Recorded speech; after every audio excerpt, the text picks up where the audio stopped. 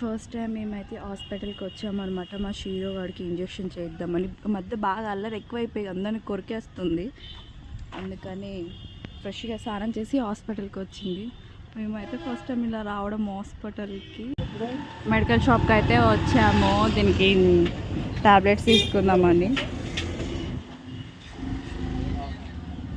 పక్కనే బిర్యానీ సెంటర్ ఉంది, పక్కనే కుక్కల మెడికల్ షాప్ ఉంది.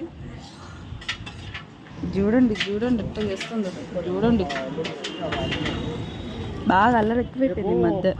నేను వెళ్తే ఏం చేస్తుందో ఏమో. ఇది ఫైనలీ మా షీరో కూడా అలర్ట్ అయిపోయాడు ఎవరిని కొరక్కుండా. బెల్ట్ కొన్నాడు.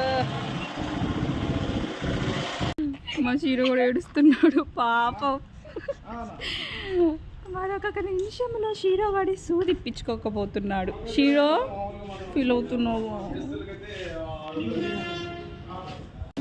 ఏంటంటే మేము కలిసిన గబక్కున్నా మేము ఆడుకుంటూ పోడుకుంటూ పనులు ఇవ్వకుండా మీకు